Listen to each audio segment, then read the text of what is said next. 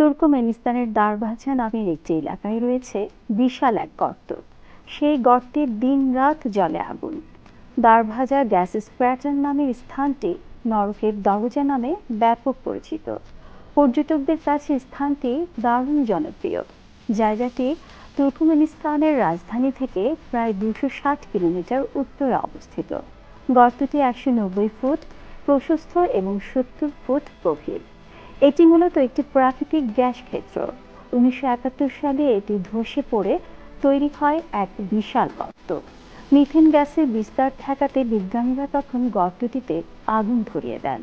ধারণা করা হয়েছিল কয়েক সপ্তাহের মধ্যেই আগুন নিভে যাবে, কিন্তু 50 বছরের বেশি সময় ধরে মরুভূমির মাঝখানে জ্বলছে সেই গর্ত। রাতের আধারে জ্বলন্ত এই গর্ত যেন এক অগ্নিময় প্রদর্শনী হয়ে ওঠে।